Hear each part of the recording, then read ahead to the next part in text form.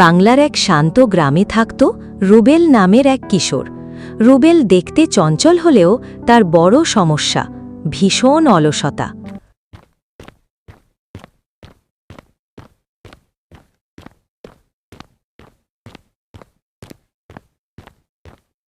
রুবেল, ওঠ বাবা, ক্ষেত থেকে শাক নিয়ে আয়। আহ মা, এখন নয়, একটু পরে যাব। চলো, ধান শুকাতে হবে। আহ বাবা, একটু রোদ কমলে করব।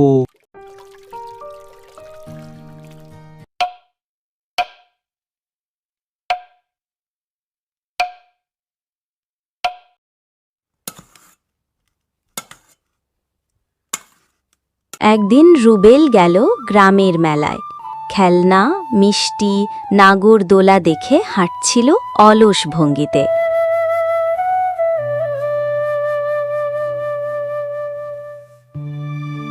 হঠাৎ এক বৃদ্ধ জাদুকর সামনে এসে দাঁড়ালেন।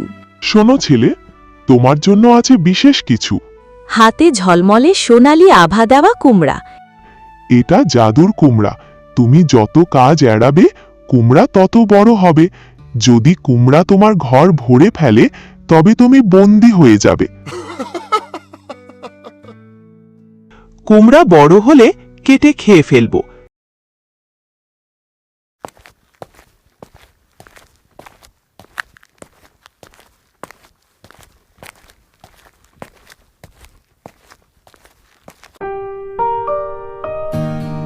আরে, লোকটা কোথায় চলে গেল? কোথাও তো দেখতে পাচ্ছি না। আরে, কুমড়ো থেকে তো সোনালি আভা ছড়াচ্ছিল, হঠাৎ কি হলো? স্বাভাবিক রকম দেখাচ্ছে। যাই হোক, বাসায় যাই।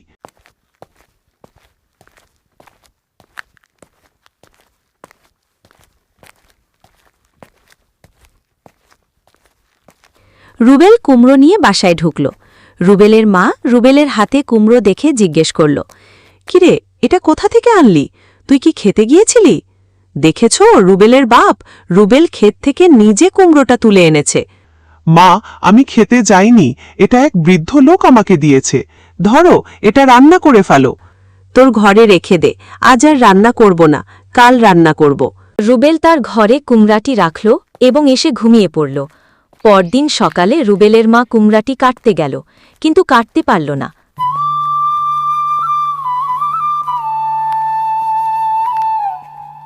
তারপর রুবেলের ঘরে গিয়ে বলল, বাপরে, তুই কেমন কুমড়া আনলি? এটা তো কাটাই যাচ্ছে না। রুবেল চিন্তা করতে লাগল, এটা কেমন কথা? তাহলে কি বৃদ্ধ লোকটি যা বলেছে সেটা হবে? মা, তুমি রেখে দাও, পরে কোনো দিন রান্না করো।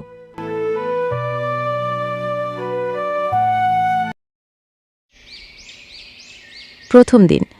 রুবেল, বাপ, বাজারে যা। মা, আজ নয়, কাল যাব। রুবেল বাজারে গেল না। কুমড়া একটু টলমল করে বড় হল। দ্বিতীয় দিন। চল বাবা, খেতে কাজ করতে। বাবা, তুমি যাও, কাল থেকে যাব। বাবার সঙ্গে কাজে গেল না। কুমড়া আরও বড় হল। তৃতীয় দিন। সারা দিন ঘুমালো। কুমড়া অর্ধেক ঘর ভরল। এই কুমড়া বড় হচ্ছে কেন? কুমড়া এত বড় হয়েছে যে দরজা জানালা আটকে গেছে। মা, বাবা, কেউ বাঁচাও আমাকে। রুবেলের বাপ, কিছু একটা করো, আমার ছেলেটাকে ঘর থেকে বের করে আনো। কি হলো এটা? আমার ছেলে কি আর বের হতে পারবে না? ততক্ষণে গ্রামের মানুষ চলে এসেছে। দুইজন চেষ্টা করল কুমড়োটাকে ঠেলে সরাতে। ভাবি, এটা তো সরানো সম্ভব হচ্ছে না। এত বড় কুমড়ো তো বাবার জন্মে দেখিনি। এটা নিশ্চয়ই জাদুর কুমড়া। এটা এভাবে সরানো যাবে না। রুবেলই পারবে এই জাদুটাকে নষ্ট করতে। বাপ, বৃদ্ধ লোকটা কি বলেছিল তোকে এই জাদু কিভাবে নষ্ট হবে? হ্যাঁ মা, বলেছিল। তাহলে সেটা কর বাপ, না হলে এখান থেকে তোকে বের করা যাবে না। রুবেল কাঁদছে। আমি প্রতিজ্ঞা করছি, আর অলস থাকব না। আমি প্রতিদিন কাজ করব, মা বাবাকে সাহায্য করব। হঠাৎ কুমড়ার গা ফেটে আলো বের হতে শুরু করল। ধীরে ধীরে কুমড়া ছোট হতে লাগল।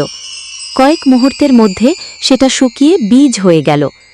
সেদিন থেকে রুবেল মুক্তি পেল আর বদলে গেল তার জীবন।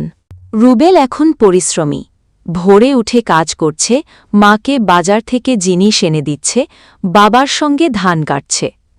এই কি সেই রুবেল যে সারাদিন শুয়ে থাকত? অলসতা করলে ঘরে কিন্তু জাদুর কুমড়া জন্মায় রে। অলসতা মানুষকে বিপদে ফেলে, আর পরিশ্রমী মুক্তির পথ।